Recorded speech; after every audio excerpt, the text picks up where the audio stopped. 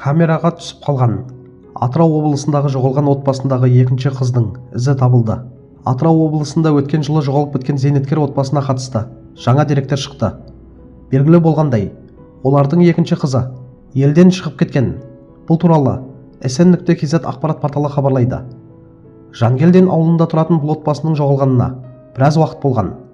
Көршілерінің айтуынша, олар тыныш, еңбекқор адамдар болған. Үйде екі мүгедек баласы бар зейнеткерлер ешкімге зиянсыз болыпты. Қандай да бір күдік болған жоқ. Тіпті ешкім күмәнданбады да. Негізі олардың жоғалып кеткенін кейін ғана білдік. Содан соң туыстары полицияға жүгінді, деді көрші Үсен Жолдасұлы. Туыстарының айтуынша, олардың ұлы наурыз алғашқыда байланыста болған.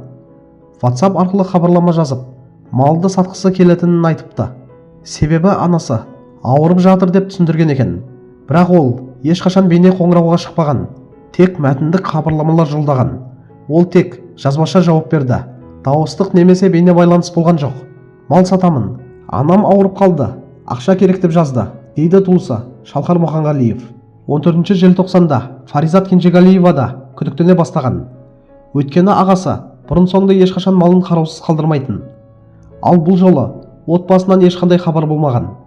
Ағам ешқашан ұзаққа кетпейтін. Бір жаққа барса, міндетті түрде алдын ала ескертіп кететін.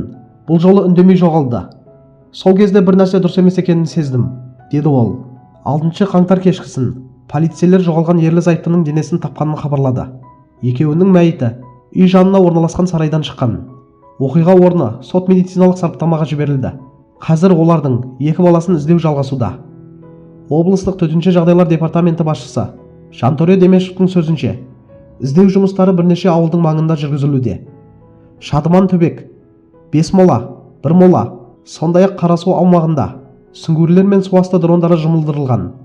20 шақырым аумақта іздеу жүріп жатыр. Су қоймаларында арнайы техника қолданылады, деді ол.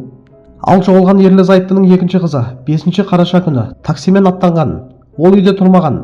Кейін бейне бақылау камералары оны Индер ауданындағы жанармай бекетінде тіркеген. Қазір белгілі болғандай, ол күйеуімен бірге Өзбекстанға кетіп қалған. Сондай-ақ әкенің нөмірі кейде қосылып тұрады, бірақ ешкім тұтқаны көтермейді. Айта кетейік, бұл отбасы өткен жылдың қазан айында жоғалып кеткен. Туыстары полицияға 25 желтоқсанда жүгінген. Қазір оқиға бойынша кісі өлтіру бабымен іс қозғалған. Қадірлі көрермендер, бұл жаңалықты оқығанда адамның ішін бір ауыр сезім қысатыны жасырын емес. Қарапайым, ешкімге зияны жоқ деп сипатталған зейнеткер отбасының тағдыры осылай аяқталды дегенге сену қиын. Әсіресе туыстары мен көршілерінің күдік болған жоқ деген сөздері көп нәрсені аңғартады.